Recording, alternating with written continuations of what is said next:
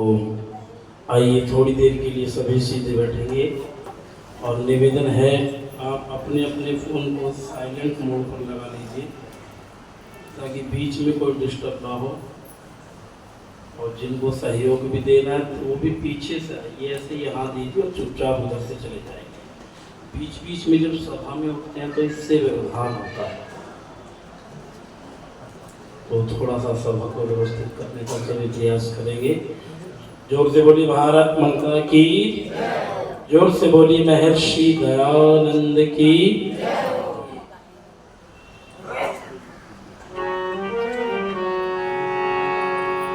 सभी एक साथ मेरे ईश्वर के मुख्य नाम ओम का एक बार जाप करने का प्रयास करेंगे। ओम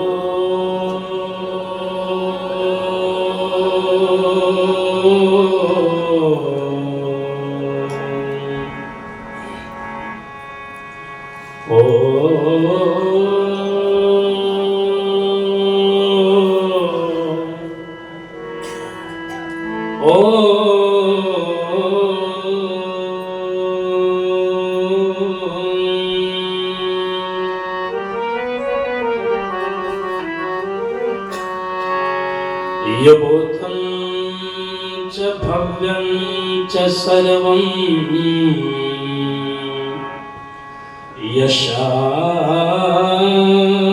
यशाधितिष्ठते स्वर्यस्य च केवलं तस्मै ज्येष्ठाय ब्रह्मणे नमः।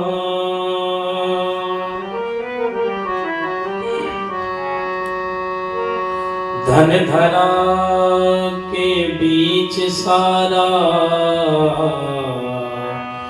ये धरा रह जाएगा, ये पशु भी बंधे रह जाएंगे जब कूच का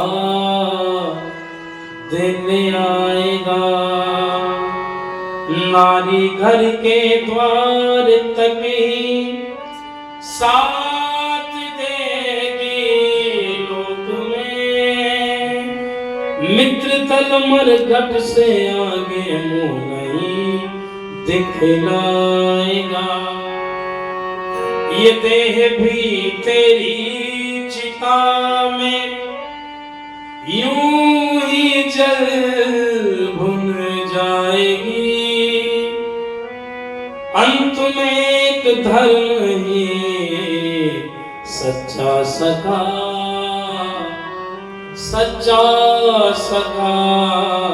रह जाएगा। बोली सत्य सनातन वैदिक धर्म की, एक साथ बोलिए जोर से, ऋषि दयानंद की, श्री कृष्ण चंद्र की, मर्यादा पुरुषोत्तम श्री रामचंद्र की। भक्ति में मन परहित में तन जब तेरा हो जाएगा। अभी आचार्य जी जो आपको सच्चे व्रतों के बारे में बता करके गए हैं वो ही भक्ति मार्ग से होकर गुजरते हैं। लिखा है भक्ति में मन परहित में तन जब तेरा हो जाएगा। भक्ति में मन परहित में तन जब तेरा हो जाएगा, तो तुझे खुद ही के भीतर, तो तुझे खुद ही के भीतर परमात्मा मिल जाएगा। बोलो भक्ति में मन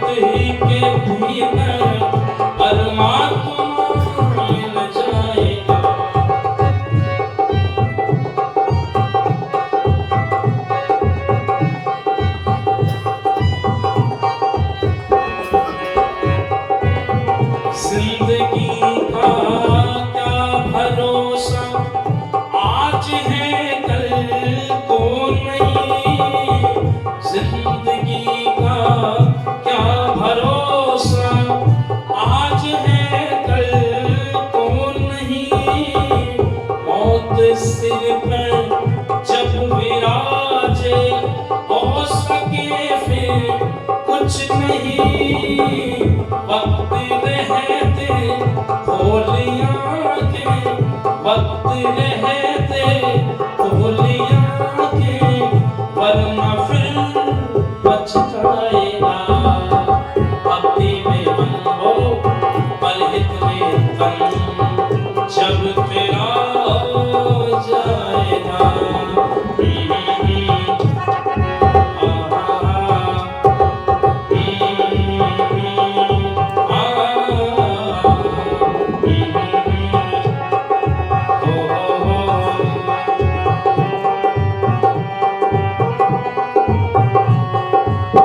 साथ देने जो चले थे छोड़ ही सब जाएंगे, साथ देने जो चले थे छोड़ ही सब जाएंगे। तेरे अपने घर चिता में लौट घर को जाएंगे। पाला था जो तन जतन से, पाला था जो तन जतन से, वो खाक में मिल जाएगा। एक साथ बोलिए, भक्ति में मन परहित में तन, जब तेरा हो जाएगा।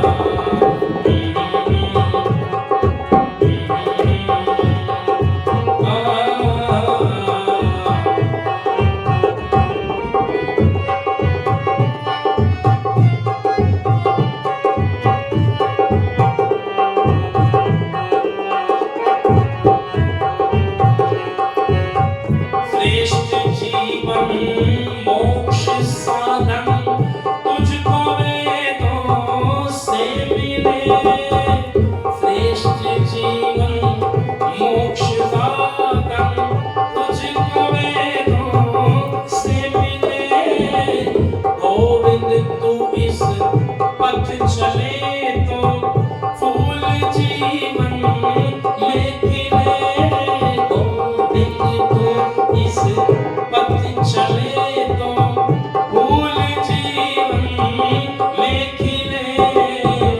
बस एक ही शब्द है, वेद वाणी को न तजना, वेद वाणी को न तजना, वरना फिर पछताएगा। एक साथ बोल सकते मीठी मीठी ताली बजाते हुए, भक्ति में मन परहित में तन, जब तेरा हो जाएगा। भक्ति में मन परहित में तन, जब तेरा हो जाएगा। तो तुझे खुद ही के अंदर, तो तुझे खुद ही के भीतर परमात्मा मिल जाएगा। भक्ति में मन परहित में तन, जब तेरा हो जाएगा। परमात्मा तुझे मिल जाएगा, विश्वात्मा मिल जाएगा।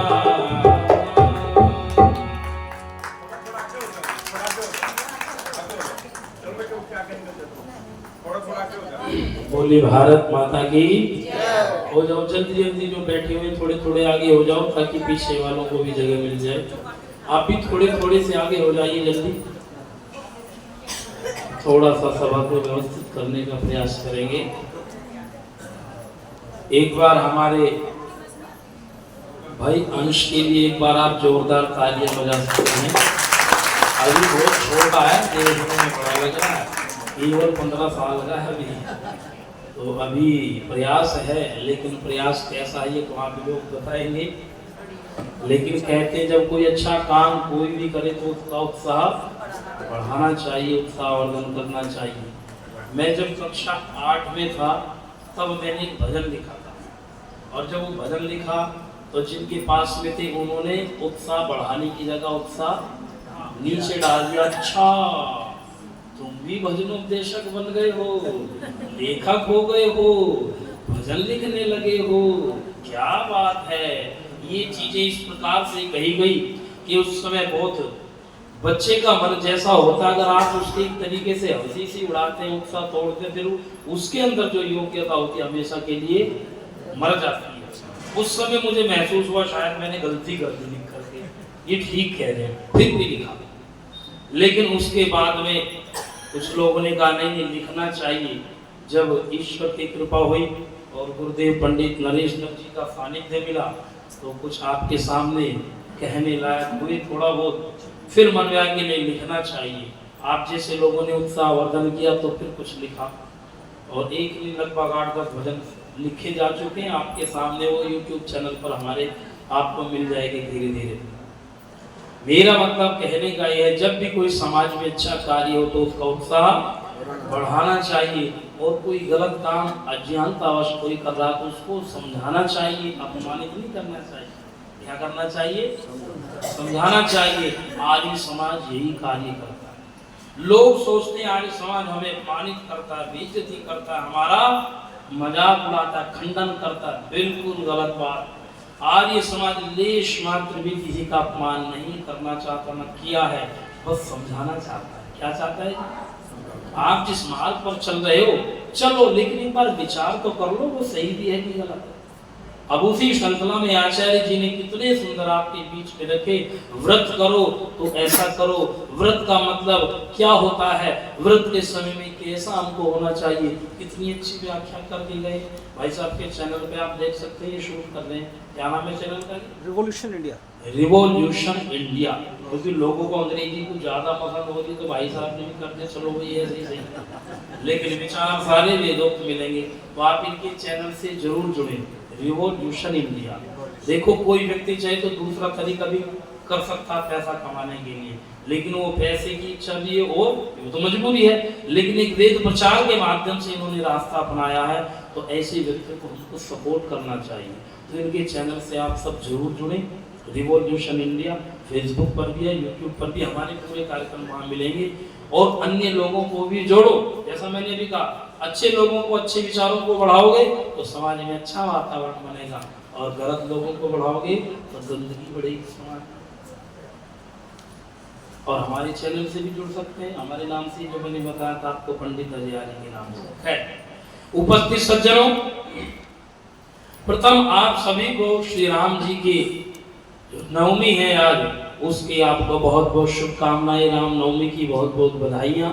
ईश्वर करे आप राम के चरित्र को अच्छे से जानकर समझकर उसके अनुसार चलने का प्रयास करें। राम जैसा बनने का प्रयास करेंगे तो फिर घर में झगड़ा नहीं होगा। झगड़े होंगे भी तो वो बट जाएंगे, और कितने बट जाएंगे? रात बताया था ना आचार्य जी ने, 100% दुख 6-6.5% पर आ जाएगा, फिर दुख नहीं रहेगा। क्योंकि सब मिलकर के जब उसको अपनाते हैं तो वो दुख रहता है क्या? एक व्यक्ति अकेला ही मिठाई खाए तो शुगर हो जाएगी जल्दी, लेकिन बांट कर खाए तो प्रेम बढ़ेगा और शुगर भी नहीं हो सकती। एक ही व्यक्ति के जिम्मे सारा दुख हम डाल दें तो जल्दी मर जाएगा, तो कैपेसिटी तो होती है। लेकिन सब उसको कहे तुम अकेले हो, हम तुम्हारे साथ में हैं, तो दुख ना हो करके अवसर में बदल जाएगा। जैसे श्री राम के लिए बदल, दुख तो केवल राम के लिए था 14 वर्ष का, लेकिन कहीं भैया लक्ष्मण ने आधा ले लिया, बचा आधा माता सीता ने ले लिया, बचा उसमें से आधा भरत ने ले लिया, उसमें से आधा बचा शत्रुघ्न ने ले लिया। इतने लोगों ने बांट लिया, फिर दुख कहाँ रहा? तभी तो राम ने कहा था, आप रोते क्यों हो माता?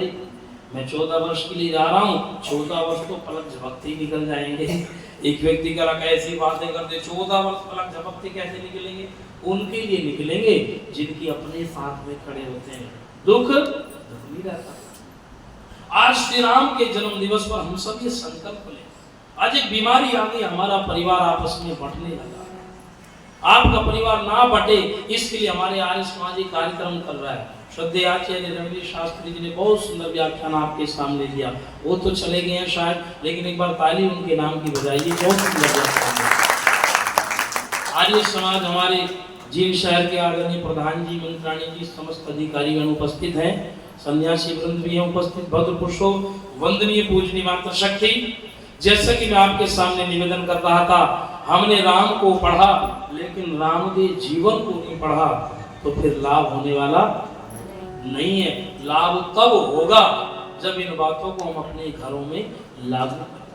देखो श्री राम रोजाना 1000 गायत्री का जप करते थे। किसका जी? इसका भी बता रहे थे ना, गायत्री मंत्र का जाप करते थे। और हम कितनी बार करते हैं सोच लीजिए। मैंने आपको बताया था हमारे अंतःकरण पर जन्म जन्मांतरों के संस्कार अंकित होते हैं, अच्छे भी हो बुरे भी। बीज रूप में सत्संग मिला तो सुसंस्कार जागृत होते हैं और कुसंग मिला तो कुसंस्कार जागृत होते हैं। एक ने कहा जी इन बीजों को, बुरे बीजों को नष्ट भी करने का कोई तरीका है? मैंने कहा ये कभी नष्ट नहीं होते लेकिन एक तरीका है, ये फिर निष्प्रभावी हो जाएंगे, अंकुरित नहीं होंगे। बोले वो क्या तरीका है? अच्छा बताओ, गेहूं का दाना या चने का दाना लेकर आप उसको धरती में दबा दो, समय समय पर निराई गुड़ाई करो, उसमें से पौधा निकलेगा, हो जाएगा। लेकिन अगर उसी बीज को आप थोड़ा अग्नि में तपा दें, जलाएं ना, बस क्या करें, तपा दें, तपाने के बाद अब आप धरती में दफन कर दो, अब भी उसमें से पौधा निकलेगा? क्यों नहीं निकलेगा? क्योंकि अग्नि के संपर्क में आने से उसकी बीज क्षमता नष्ट हो गई है, अब नहीं। इसी तरह हमारे यहाँ पर जो बुरे संस्कारों के कुविचार, बुरे संस्कार भरे पड़ने, उनको भी आपको अग्नि में तपाना पड़ेगा। लेकिन उस अग्नि में नहीं जैसे आजकल चारों तरफ अग्नि जलाकर बीच में बैठ जाते हैं, इससे तो शरीर जलेगा, संस्कार नहीं जलेंगे। फिर कैसे करें? और एकांत में बैठकर जैसे श्री राम गायत्री का जप करते थे, गायत्री मंत्र का अर्थ सहित आप एकांत में बैठकर गायत्री का जप कीजिए, प्राणायाम कीजिए, तो यहाँ से वो अग्नि उठती है। कहाँ से? समझ रहे हो ना, यहाँ से उठती है। और जब वो अग्नि उठती है तो उसकी लपट कहाँ तक जाती है? ऊपर तक जाती है ना। तो यहाँ जो बीज पड़े हैं अग्नि के, गायत्री रूपी अग्नि से जो ताप पड़ेगा, उसका ताप पड़ने से वो बुरे विचार कैसे हो जाएंगे? वो तप जाएंगे, उनकी बीज क्षमता नष्ट हो जाएगी। फिर आपको कैसा ही माहौल मिले, आप बुरे काम बोल तो नहीं करोगे। इसीलिए श्री राम, श्री कृष्ण, ऋषि राम कहते थे आओ हम गायत्री का जप करें, ओम नाम का उच्चारण करें, चाहे सुख हो चाहे दुख हो। बड़ा सुंदर लिखा है, आप मेरे साथ बोल सकते हैं। जब दुखों से घबरा कर तेरा मन हो डामाडोल, तो मिलकर बोलना एक साथ, ओम ओम बोल, ओम ओम बोल, वाणी ओम ओम। मीठी मीठी ताली बजाते रहेंगे और मेरे साथ बोलते जरूर रहेंगे। जब दुखों से घबरा कर तेरा मन हो डामाडोल,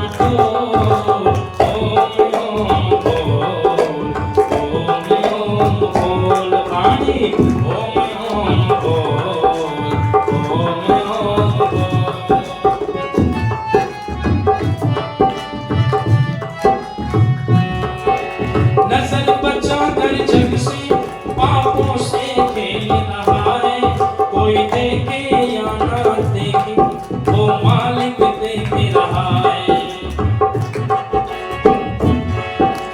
नजर बचा कर जग से पापों से खेल रहा है, कोई देखे या ना देखे वो मालिक देख रहा है। अंधकार में भटक रहा, अंधकार में भटक रहा, अब ज्ञान की आंखें खोल। ओम ओम ओम ओम ओम भैया, ओम ओम ओम।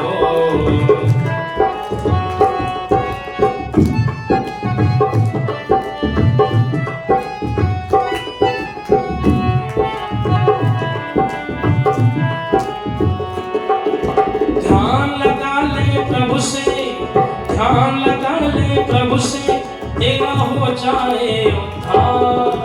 ध्यान लगा ले प्रभु से, तेरा हो जाए उद्धार। कर मानुष यही चाहता है तो कर ले बड़े उपकार। जो मानुष यही चाहता है तो कर ले बड़े उपकार। ओम नाम का जग में ओम नाम का जग में नहीं लगता कोई मोर। ओम ओम ओम ओम ओम बोल वाणी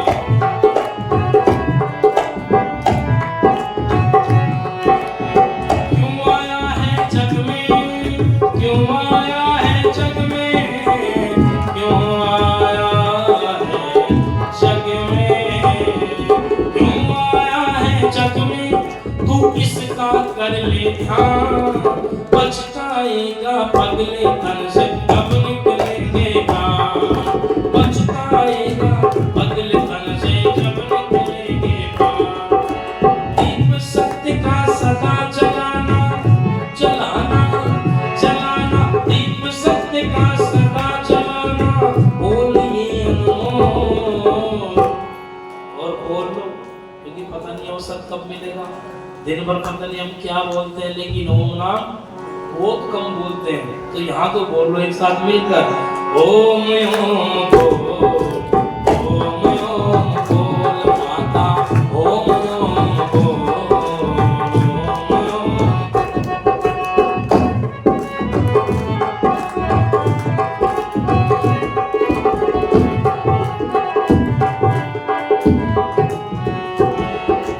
व्याकुल मन का जिसने, व्याकुल मन का जिसने है दूर किया अंधियारा, जिसकी एक किरण से ये चमक उठा जग सारा, जिसकी एक किरण से ये चमक उठा जग सारा। अभय राम ने ओम नाम, ओम नाम, ओम नाम, ओम नाम, अभय राम ने ओम नाम, तू इधर उधर मत को। एक साथ पूरी जोरदार ताली बजाते हुए, ओम ओम बोल, ओम ओम बोल प्राणी, ओम ओम बोल, ओम ओम बोल। जब दुखों से घबरा कर तेरा मन होता मातोर, ओम ओम बोल, ओम ओम बोल प्राणी, ओम ओम बोल, ओम ओम बोल।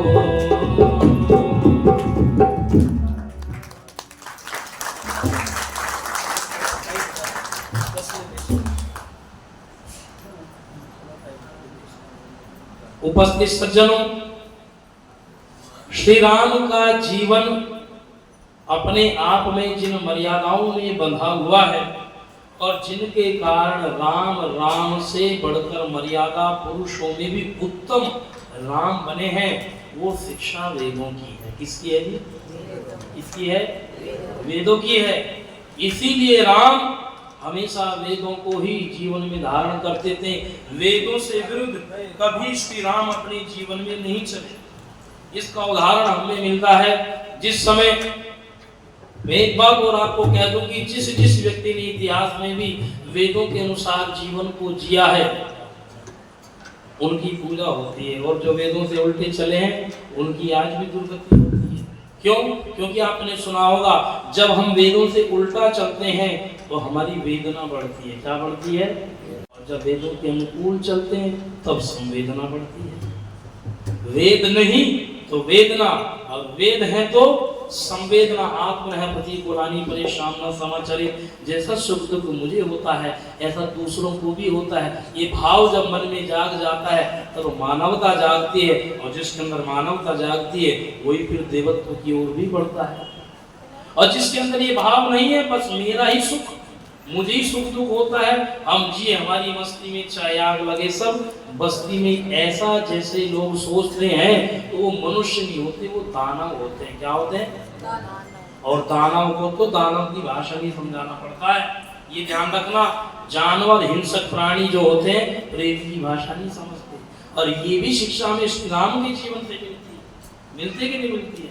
कितने प्रेम से समझाया, दूत को भेज करके भी समझाया, हनुमान को भी भेजा, अंगद को भी भेजा, लेकिन क्या माना रावण?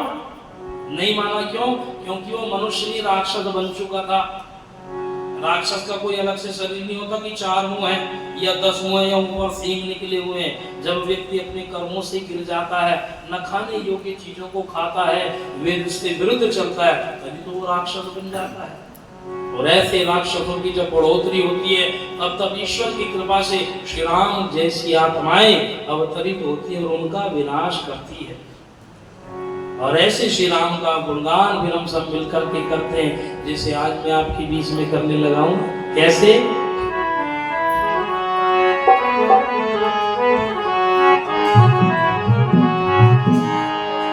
घर घर में बधाई, आज राम नवमी आई।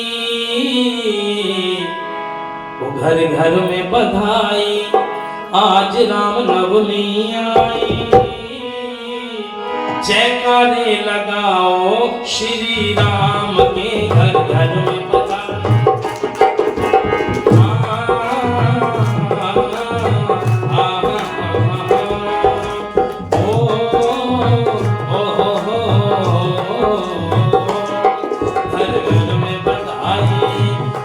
राम नवमी आई, जयकारे लगाओ श्री राम के, घर घर में बधाई।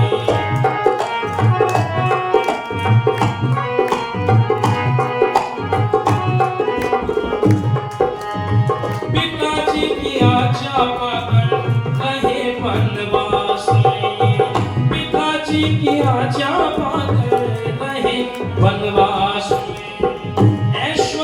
धन संपत्ति रखी नाथ के पास में, एक राह दिखाई और सबको एक राह दिखाई। आज राम नवमी आई, जयकारे लगाओ श्री राम के, घर में बधाई। आज राम नवमी आई।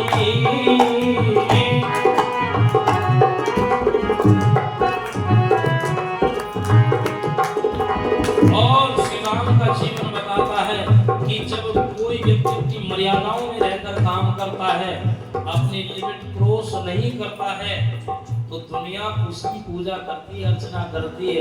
समाज में उसके उदाहरण दिए जाते हैं। राम ने मर्यादा नहीं छोड़ी। कौन सी मर्यादा नहीं छोड़ी?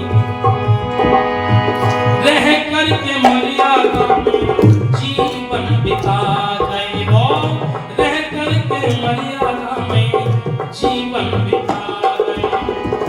रहना है जग में कैसे हमको सिखा गए, रहना है जग में कैसे सबको सिखा गए। उलझन सुलझाई, उलझन सुलझाई, आज राम नवमी आई। जयकारे लगाओ श्री राम के, आंगन में बधाई। आज राम नवमी आई, जयकारे लगाओ श्री राम के, घर घर में बधाई। राम का जीवन बोलता है, किसका? श्री राम का जीवन बोलता। और ऐसे ही बोलता। आप पढ़ना कभी, समस्त यम त्योहारों को मनाते तो हैं, लेकिन केवल उसी दिन के लिए मनाते हैं। 15 अगस्त आया तो हमारे घर घर पर तिरंगा होता है, और 15 अगस्त 26 जनवरी बीत जाने के बाद वो तिरंगा रास्तों पर पड़ा मिलता है। देशभक्ति एक दिन की होती है। राम नवमी आई तो हमने बच्चों को राम की ड्रेस पहनाई, है ना, गीत गाए, बस उसी दिन अगले दिन फिर भूल गए। फिर क्या करने लगे? फिर से हिंदू, अधिकतर हिंदू लोग, चलो जी अब अंडे खाएंगे, चलो जी अब मुर्गे खाएंगे, बकरे खाएंगे, और कह रहे हैं वो हिंदू नहीं पूरा जिसने खाया नहीं किसी किसी चीज में लाते हैं। लेकिन बताओ, श्री राम मन में रहे, एक ही बार में शेर को मार सकते थे जिसने रावण जैसे को मार गिराया, लेकिन क्या कभी मांस खाया? क्यों जी नहीं खाया? क्या खाया? कंदमूल खाए, फल खाए। और हम राम को मानने वाले क्या क्या खा रहे हैं, एक बार बैठकर चिंतन हमको करना चाहिए। मांसाहारी व्यक्ति कभी राम का भक्त नहीं हो सकता। पिता की आज्ञा ठुकराने वाला, पिता को दुख देने वाला राम का भक्त नहीं हो सकता। वेद को ठोकर मारकर वेद के विरुद्ध चलने वाला भी राम का भक्त नहीं हो सकता। राम तो ऐसे थे, जिस समय वन को जाने लगे तो पिता का मोह, पिता का प्रेम उमड़ करके आया और कहने लगे, बेटा राम तुम एक काम करो, तुम मुझे जेल में डाल दो। क्या करो? पिता ने कहा, देखना तुम मुझे जेल में डाल दो और खुद राजगद्दी पर बैठ जाओ, सारी प्रजा तुम्हारे साथ है। जेल में बैठूंगा तो जेल में से कम तुम्हें देखता तो रहूंगा, मेरे पास तो रहोगे। तो राम ने क्या अपने पिता की बात मानी? तुलसीदास ने तो कहा, माता की, पिता की और गुरु की वाणी मान लेना चाहिए, में ज्यादा विचार नहीं करना चाहिए। लेकिन एक सामान्य व्यक्ति में और एक ऋषि में यही अंतर होता है। ऋषि कहते हैं, ऋषि वेद की बात कहते हैं, अच्छा मैं आपसे ही पूछता हूँ, माता पिता की गुरु की बातों को हमें मानना चाहिए या नहीं मानना चाहिए? फिर बोलो, सभी बातों को मानना चाहिए ना, है ना? मानना चाहिए। अच्छा अगर पिता कहे कि आज हमारे घर में आटा खत्म हो गया है, पड़ोसी के घर से आटा चुरा करके ले आओ, तो पिता की बात माननी चाहिए? अभी तो कह रहे थे माननी चाहिए। हाँ, क्या कहा? माता और पिता और गुरु भी अगर गलत आदेश दे, गलत बात को मानने के लिए कहे, तो उसको मत मानो, चाहे माता ही क्यों ना हो, चाहे पिता ही क्यों ना हो। आप कहोगे इसका कोई उदाहरण? ऋषि ने तो कह दिया, हाँ इसका उदाहरण है श्री राम का जीवन है। जब श्री राम को कहा मुझे जेल में डाल दो, स्वयं राजा बन जाओ, तो जानते हो क्या कहा श्री राम ने? पिताजी ये आज्ञा वेद विरुद्ध है, इसे नहीं मानोगे। बोले पिता का आदेश है तो मानोगे नहीं? तब श्री राम ने कहा, हे पिता, अगर आप कहें तो ये राम हिमालय पर्वत से कूद कर अपने प्राणों को समाप्त कर सकता है। आप एक आदेश दें, तलवार के एक ही वार से अपने सर को धड़ से अलग कर सकता है ये राम। आप कहें तो ये राम धधकती हुई अग्नि में कूद कर अपने प्राणों को भस्म कर सकता है। लेकिन ये वेद विरुद्ध आज्ञा जो आप दे रहे हैं, इसको मैं नहीं मानूंगा।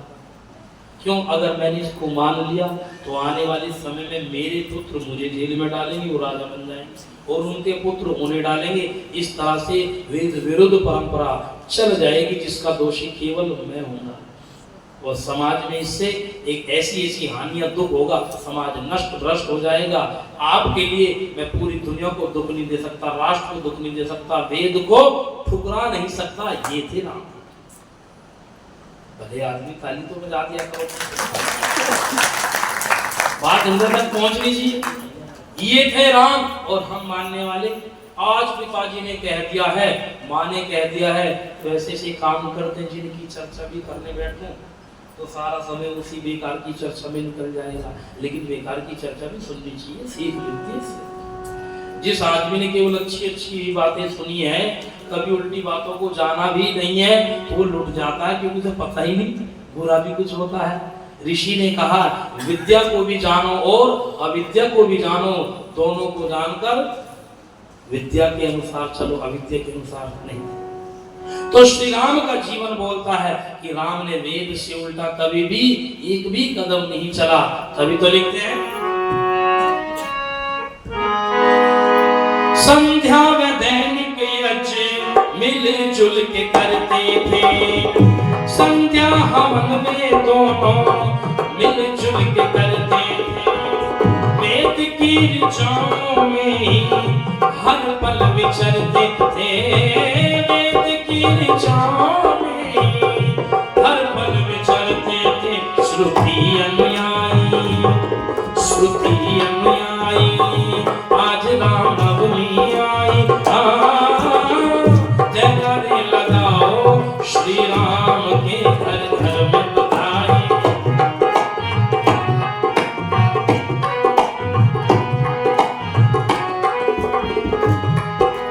आपने सुना होगा, श्री राम शबरी के भी कुटिया में गए थे, आपने भी सुना होगा, भाई मेरी झोपड़ी के बाग आज भूल जाएंगे राम।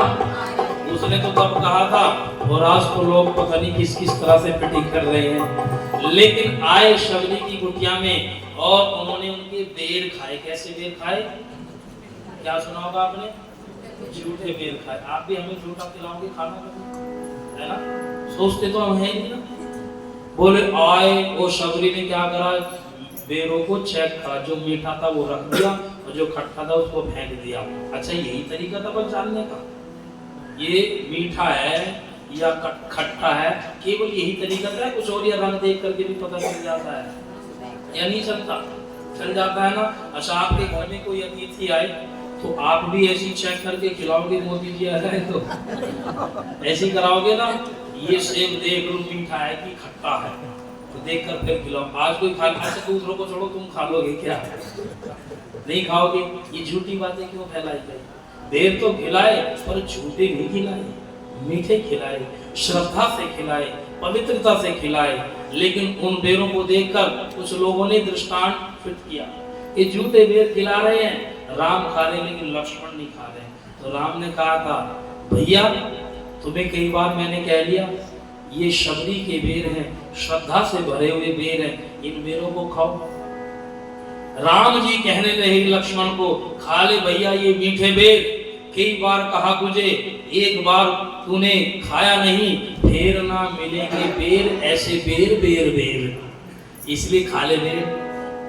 ऐसा सुना होगा आपने, लेकिन वो झूठे नहीं थे, वो मीठे थे और अच्छे थे, शुद्ध थे।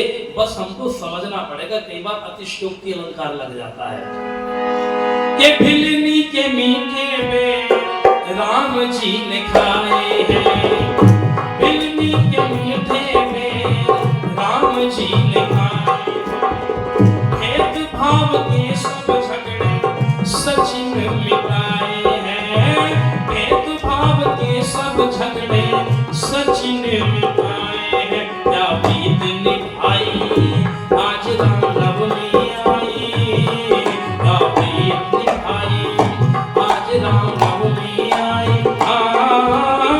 जयकारे लगाओ श्री राम के, घर घर में बधाई आज राम नवमी आई। जयकारे लगाओ श्री राम के, घर घर में बधाई आज राम नवमी आई। जयकारे लगाओ श्री राम के, घर घर में बधाई। श्री राम के जन्म दिवस, इस राम नवमी के अवसर पर हम लोग मिलकर के कुछ श्री राम के जीवन पर चिंतन करने के लिए बैठे हैं। व्रत तो करते हैं लेकिन संकल्प नहीं करते हैं। व्रत को उपवास का नाम, भूखे रहने का नाम दे दिया, लेकिन वास्तव में नवरात्रों के समय में सच्चे नवरात्र क्या है तो आचार्य जी ने आपको बता दिया है ना। भूखे रहने का नाम व्रत नहीं है, ये तो शरीर के शुद्धिकरण की एक प्रक्रिया है। आपने सुना होगा, जैसा खाते हैं अन्न वैसा बनता है, और जैसा पीते हैं पानी जोर से बोल दो वैसी बोलते हैं। अगर हम अच्छा भोजन करते हैं, सात्विक भोजन करते हैं, तो मन में क्या बढ़ते हैं, अच्छे विचार आते हैं। और अगर गंदा दूषित भोजन करते हैं तो मन में बुरे विचार होते हैं, और ये विचार ही होते हैं जो हमारे जीवन में अच्छा और बुरा समय पैदा करते हैं, क्योंकि विचारों में बड़ी ताकत होती है। इसलिए लोगों ने कहा है positive thinking is best thinking और नेगेटिव थिंकिंग बैड थिंकिंग। हमें सकारात्मक होना चाहिए। जैसे श्री राम थे सकारात्मक, जैसे उनके भैया थे सकारात्मक, तभी तो एक दूसरे पर विश्वास था। लेकिन विश्वास कब बनता है और कहाँ विश्वास होता है, और विश्वास कब अंधविश्वास में बदलता है, इस पर हम चिंतन नहीं करते। ऋषि दयानंद की लिखी आर्योपदेश रत्नमाला आप जरूर पढ़ें। बाहर शायद पुस्तक वाले बैठे हैं, क्यों जी करुण शास्त्री जी आया कोई पुस्तक वाला, पुस्तक वाले बाहर बैठे हैं, उनके पास होगी आर्योपदेश रत्नमाला, और नहीं होगी तो हमारे मंत्री जी दे देंगे आर्य समाज से, छोटी सी होगी 10-20 रुपए की। उसमें लिखते विश्वास किसे कहते हैं, वो कहते हैं जिसका तत्व अर्थ जान करके मूल रूप में सत्य ही है, कोई मिलावट कोई झूठ नहीं है, वहां पर विश्वास पैदा होता है। वो विश्वास कैसे? आपने राम के जीवन को पढ़ा, सत्यता ही सत्यता पाई, झूठ नहीं पाया, तो राम के प्रति विश्वास बनता है कि नहीं बनता है? अच्छा, आप आपस में मिलते जुलते हैं, आपने व्यवहार देखा, चरित्र देखा, व्यवहार में सत्यता पाई, टिकाऊपना, पवित्रता पाया, तो आपका विश्वास बनता है कि नहीं बनता? हाँ, अगर किसी दिन जिस पर आपका विश्वास था वो व्यक्ति सच न बोलकर झूठा व्यवहार करने लगे, गंदे काम करने लगे, तो सच बताओ अब विश्वास रहेगा कि टूट जाएगा? बोलो जोर से, सोचना जरा, टूट जाएगा ना। अगर आपने किसी को जान करके अच्छे से समझकर उसके सत्य को परख करके विश्वास किया तो वो विश्वास है। और अगर बिना जाने विश्वास किया है, केवल श्रद्धा में विश्वास किया, आचार्य जी बता रहे थे ना, सत्य और श्रद्धा दोनों पति पत्नी है। जहां श्रद्धा है सत्य नहीं है तो वो विधवा है। श्रद्धा कैसी है? विधवा और दुख पाती। और जहां पर श्रद्धा है सत्य नहीं है, सत्य है श्रद्धा नहीं है, तो वहां भी सुख नहीं मिलेगा। अर्थात श्रद्धा विहीन सत्य और सत्य विहीन श्रद्धा दोनों ही दुखकारी होते हैं। आजकल समस्या यही है, हमारे जो सनातनी वैदिक धर्मी भाई हैं, जिन कथाकारों पर जिन कथाओं पर, जिन धर्म के ठेकेदारों पर विश्वास करते हैं, बिना सत्य को जाने करते हैं, केवल श्रद्धा के अभिभूत होकर करते हैं। समझ में आ रही बात? श्रद्धा है पूरी, लेकिन सत्य नहीं, क्योंकि सत्य को जानने की कोशिश की ही नहीं, इसीलिए वो विश्वास नहीं है, वो अंधविश्वास है। क्या है? और जहां अंधविश्वास होता है वहां तो राम रहीम पैदा होंगे, रामपाल पैदा होंगे, रामपाल भी पैदा होंगे, गुरमित भी पैदा होंगे, आसाराम पैदा होंगे, पता नहीं कितने सारे बापू डाकू पैदा होंगे, और आपके साथ धार्मिक घोटाला करेंगे। क्या करेंगे? समझ में आ रहा? कौन सा घोटाला? धार्मिक घोटाला। इस घोटाले से बचना चाहते हो तो श्रद्धा को रखो, लेकिन सत्य के साथ रखो। किसके साथ? सत्य के साथ रखो। जैसी श्रद्धा, जैसा विश्वास भरत को अपने भैया राम पर था, जैसा राम को भरत पर था। रात मैंने घटना सुनाई थी ना, याद है ना? जो आए थे वो समझते होंगे। और राम को कहा था भरत ने, भैया ठीक है आप वन में रहो, लेकिन ध्यान रखना 14 वर्षों के बाद अगर एक भी दिन आपने लेट किया तो भरत को जिंदा नहीं पाओगे।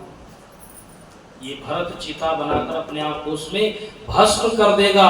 यहाँ एक प्रश्न और आता है, लोग कहते हैं श्री राम दीपावली के दिन आए। किस दिन आए? बनाते हैं ना अक्टूबर में। अच्छा एक बात बताओ, आप भजन तो नहीं सुनाई दूंगा लगा था, लेकिन इन पर भी चिंतन करो थोड़ा सा। श्री राम वन को गए कब? कब गए? चैत्र के महीने में। किसके? और नवमी को गए। कब को गए? चैत्र शुद्ध नवमी को गए थे, जंगल में चले गए थे। लेकिन एक बात बताओ मुझे, 14 वर्ष कब पूरे होंगे? जोर से बोलो जल्दी, इतना सोचना पड़ रहा है। तो चैत्र में गए तो चैत्र में तो पूरे होंगे, और भरत ने कह दिया ये विधि अगर लेट हो गए तो मुझे जिंदा नहीं पाओगे, और एक भी दिन पहले नहीं आ सकते, क्योंकि वचन था 14 वर्ष होगा। तो कब आए? चैत्र के महीने। दीपावली क्यों मना रहे अक्टूबर में? हम तो आए नहीं उस दिन। उस दिन क्या था? उस दिन नव षष्ठी यज्ञ जो होता है, नए अन्न आने की खुशी में यज्ञ करते हैं, उस पर अलग चर्चा करेंगे। लेकिन यहाँ मैं आपके सामने निवेदन करने लगा हूँ, श्री राम चैत्र के महीने में गए, चैत्र के महीने में ही आए, और राम पर इतना विश्वास था कि भरत अपने राजपाट को छोड़कर नंदीग्राम में रह गए। क्या गजब की बात है। एक लक्ष्मण है साथ परछाई बने, एक भरत है राजपाट को छोड़ दिए, एक शत्रुघ्न है। एक से बढ़कर एक भाई का त्याग है, बलिदान है। क्या हमारे परिवारों में भी आज ऐसा है क्या? हम राम की कथा करा रहे हैं, लेकिन केस भाई के साथ में चल रहे हैं। अतिथि महानुभाव का ताली बजाकर स्वागत करें। मैं निवेदन आपसे करने लगा हूं, आज राम नवमी के अवसर पर हम संकल्प लें। सब स्वागत करें, स्थान ग्रहण करें।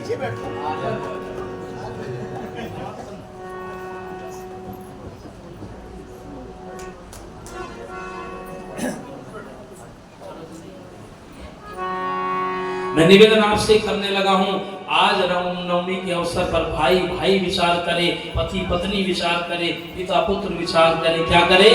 भाई थे यहाँ कैसे श्री राम भरत जैसे, भाई थे यहाँ कैसे श्री राम भरत जैसे, दशरथ के नौनिहालों को जग याद करेगा, जग याद करेगा। भाई थे यहाँ कैसे श्री राम भरत जैसे, दशरथ के नौनिहालों को जग याद करेगा, जग याद करेगा। पता चला जब वन से आ गए रघुराई, पता चला जब वन से आ गए रघुराई, चल दिया खड़ा सर पर रख कर के भाई, चल दिया खड़ा रख कर सर पर ओ भाई। वनवास के 14 सालों को, वनवास के 14 सालों को जग याद करेगा, जग याद करेगा। भाई थे यहाँ कैसे श्री राम भरत जैसे।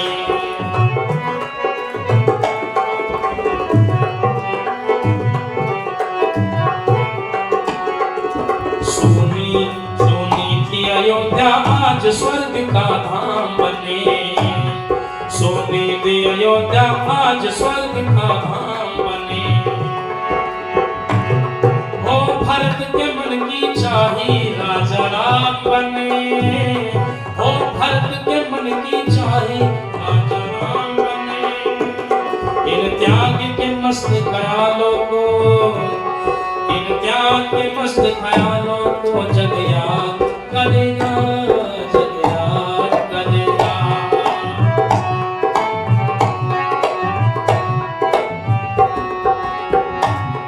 था भेष फकीरी भरत का दर्द जटाओं में, था भेष फकीरी भरत का दर्द जटाओं में। चरणों में राम के गिरा उठा लिया बाहों में, चरणों में, चरणों में, चरणों में गिरा राम उठा लिया बाहों में। सिर के उलझे हुए बालों को जग याद करेगा, जग याद करेगा। भाई थे यहाँ कैसे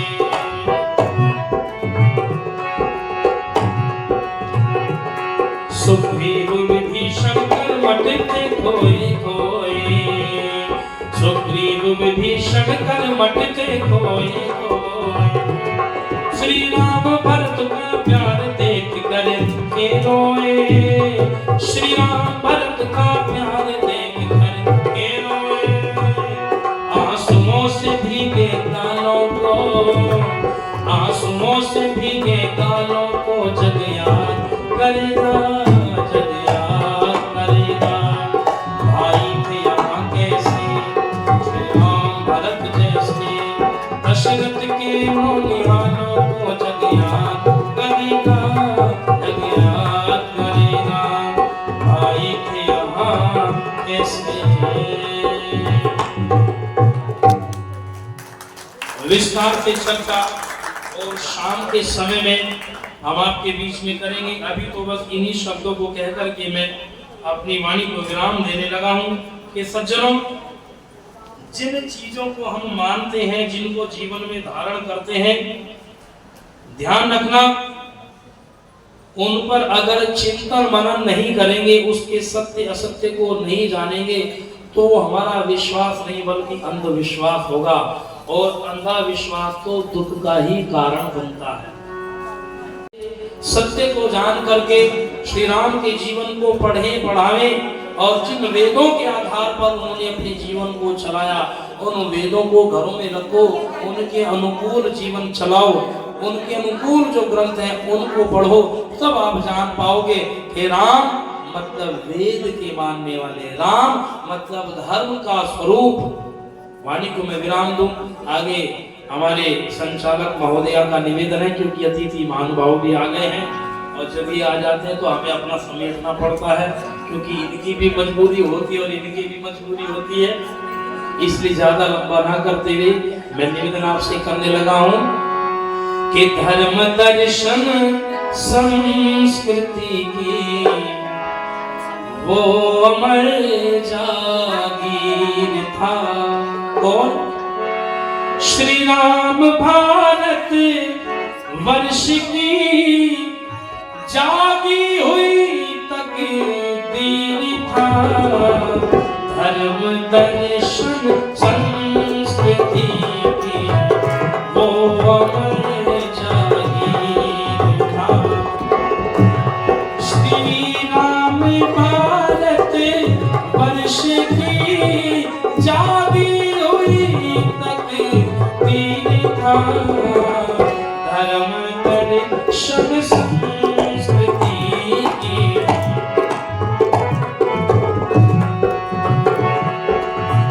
सत्य की खातिर जिया वो, सत्य की खातिर मरा। सत्य की खातिर जिया वो, सत्य की खातिर मरा। सत्य का था वो दधीची, हर हृदय की पीर था। राम भारत वर्ष की जागी हुई तकदीर था।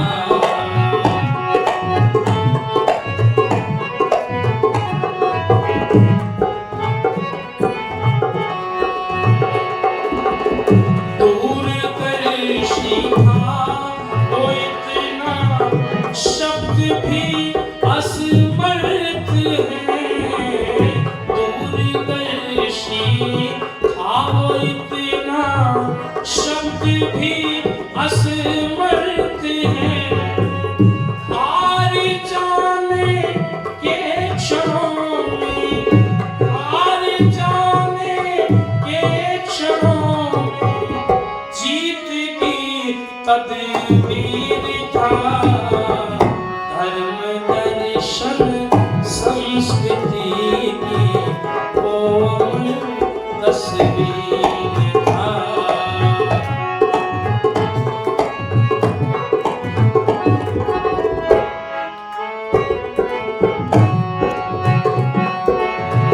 रावण से अन्यायियों को दंड देने के लिए रावण से अन्यायियों को दंड देने के लिए ठीक कहता हूँ बोला घाव ठीक कहता हूँ बोला घाव न्याय की शमशीर था एक साथ बोले मिलकर फास्ट गति से ये धर्म दर्शन संस्कृति की वो अमर जागीर था धर्म दर्शन संस्कृति की वो अमर जागीर था राम भारत वर्ष की जागी हुई तकदीर था धर्म